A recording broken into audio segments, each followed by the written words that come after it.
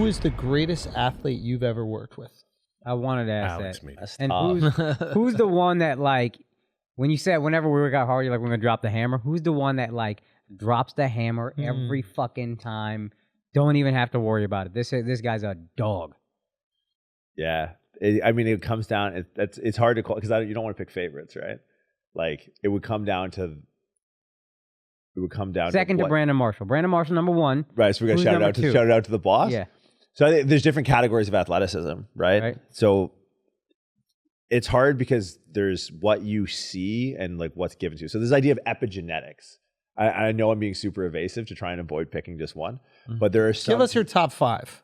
I'll give you my top 5 athletes of all time and take the personal away from it. Okay, good. Prefontaine. Ooh. Mid-distance runner. Right. And that's here. That's the athleticism. Like Yeah. he's, you know what? He's Akaash to the nth degree. All hard. Okay. This guy's, he's laying out for it. Yeah. Akaash is like, he literally like, I'll hear him say like, yo, don't be a bitch. Yeah. Like to himself. I'm like, dude, Does Akaash empty the tank the most out of anyone here? Yeah, he's got the most to prove. Yo, in my DMs, because we put up a poll. We went to the people. Everybody said like, Akaash. Everyone will, and not even that. People followed up. Like I had DMs like, yo, Akaash for sure. He's got more to prove. Akaash is laying out 100%.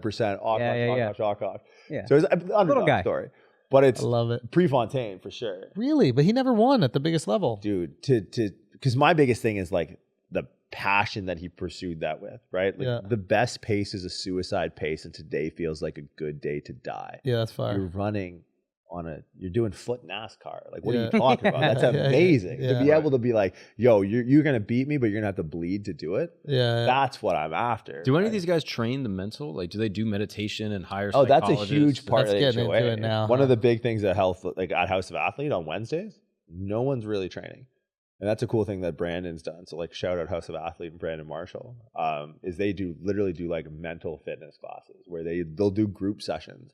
Like, therapy is a big part of what they do. Sports psychology is huge. That's massive. Yeah, and I mean, you see it. I mean, at the Olympic level, like Norway usually comes in out of the woodwork in the Winter Olympics and just waxes everyone.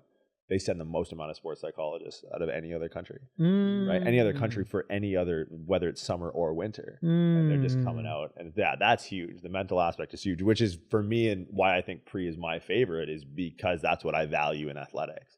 So when I see someone who's like, yo, I want to take it there. Like, yeah, that's what I want. Because there's an epigenetic expression, which like epigenetics is this word that basically means like your genetic makeup, your height, your weight, your propensity to put on muscle, your coordination, all of this. That's a bullet in the chamber, but your training pulls the trigger. Now there's some people that are all trigger, that have no God-given, like Muggsy Bogues. It's like, yo, you're 5'6", and he's still getting up. Like, that's, what? 5'3". Was he 5'3"? Yeah. That's amazing to me, because that's a here thing, right? So, but like, there's some people, the epigenetic expression of like just their makeup. Like, I would put Christian McCaffrey up there. Oh, wow. So, Okay. but here's why, right? So Christian was, in my first year at Stanford, Christian was there, and I think it was his draft year. And Christian, if I'm not mistaken, hit 10 reps on the 225 bench. Some people value strength as paramount in athleticism, and they would look at that and be like, yo, you're entering into the league. You're coming in with a 225 for 10 bench, and like, there weren't great reps. Watch that guy on a track. You watch him bound and doing some like single leg work. He's a fucking gazelle, right? And his acuity for the game, the ability to navigate these spaces and like avoid people, and like he's just so that aspect of athleticism. So in a lot of ways, like his dad was a beast too. Ed McCaffrey, tall, crazy. But that's the epigenetic thing, right? So there's a bullet in that chamber, and someone's pulling the trigger. Right? Okay, so that's the perfect storm. So those two, Lance, pain. You have any idea how painful what he did is? Yeah. Like any idea? Like losing that nut or what? Well, not even that. Obviously that. The fact, like we go on you guys were bitching about the assault bike earlier. Yeah. 5 minutes.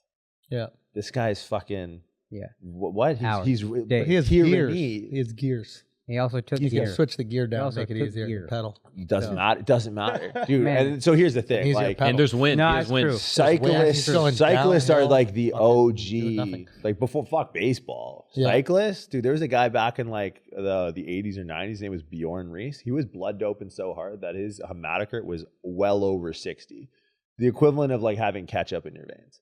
His That's blood was fire. so That's thick fire. to carry so much oxygen to That's be that much more lit. efficient.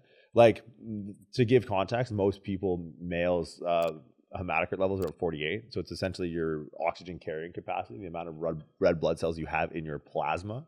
So it's like 48% of your blood is, for most people, for most males, Yeah. it's like red blood cells that carry oxygen. Yeah. So it's like, well, if we had more of those, we could carry more oxygen and Yep. we could probably go further. I'm in. This guy just doped it and brought it up to 60, what I'm trying to do. 60%, That's what I'm trying to do. Yeah. which is insane. Like the guy. And when you're light on blood, what happens? Are you more irritable? Like, No, I mean, you're just way less efficient. Like, if you're inefficient at carrying oxygen, I know exactly where you're going with this. Like, look at that.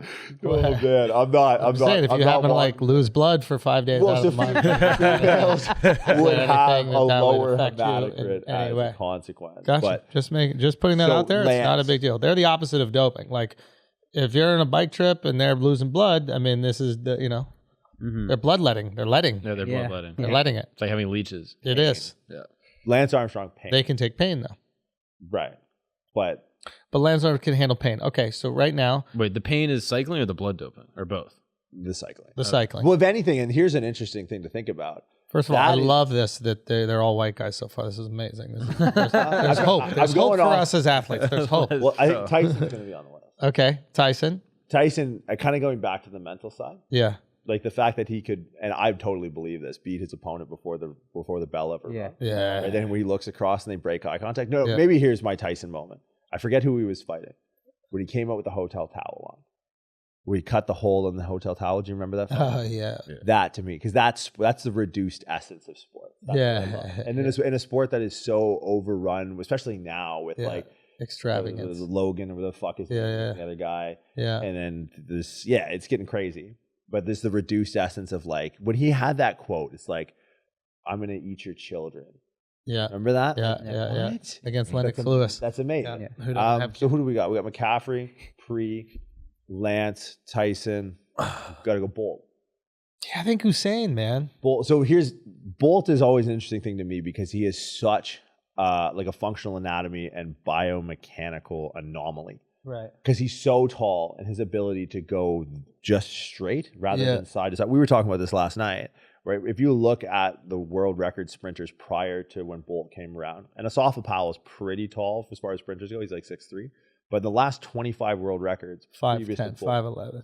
yeah, because it's a good balance of being stable Yeah. and also having a decent stride length, right? If I'm shorter, I have less deviation of a center of mass. I'm super stable, but my stride length might not be that Right. big, so I'm fine. But if I'm super tall, like if I'm Taco Fall, I'm coming in at like 7'5". Yeah, I'm wobbling all over. I'm the wobbling place. all over the place, right? So it's like if performance existed in a vacuum, Taco Fall, 100 meters, gold medal all day, no one in the universe could touch him. Because he would run it in like 14 steps. Yeah. Even Bolt at 6'5" runs 41 strides in the 100 meters, right? And most people are running 44, 45. So he's able to maximize that stride length. He's not moving side to side, which is the crazy thing. Most tall guys will start to shift laterally as they run, right? But he can keep it on the track. And even I think more impressive than his 109.58 is his 200.19.19.